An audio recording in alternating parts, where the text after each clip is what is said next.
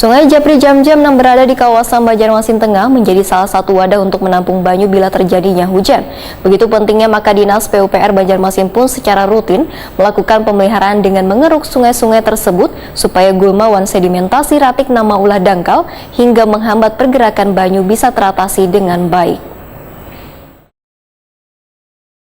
Sungai Japri Jamjam yang berada di kawasan Banjarmasin Tengah menjadi salah satu wadah untuk menampung banyu bila terjadinya hujan. Begitu pentingnya, maka Dinas PUPR Banjarmasin pun secara rutin melakukan pemeliharaan dengan mengeruk sungai-sungai tersebut supaya gulma sedimentasi ratik nang maulah dangkal hingga menghambat pergerakan banyu bisa teratasi dengan baik. Demikian diperlihatkan Kabinat Pekerjaan Umum Penataan Ruang Banjarmasin Suri Sudarmadia Wahid Prima TV di sela-sela kunjungan Komisi 3 di pekerjaan proyek normalisasi sungai di Jalan Japri Jamjam Banjarmasin Tengah besokan Senin 31 Oktober 2022.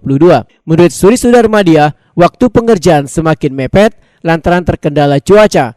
Namun, pengerukan sungai Japri Jamjam nang wahini menjadi penampungan banyu atau wadah parkir banyu pasang ini diharapkan selesai sesuai dengan waktu atau target penyelesaiannya. Jadi kombinasi ya, jadi ada yang kita ngangkat gulma dengan akar-akarnya, sekalian dengan sedimentasinya kan gitu yang pasti terangkat. Kalau sudah pakai alat pun terangkat ya gitu. Nah, jadi harapan kita memang setahun lebih itu sudah kawan tahan lah kayak itu. Itu sih sebenarnya sudah fungsinya lah untuk, karena memang kalau kayak gini-gini kan saya rutin gitu lah.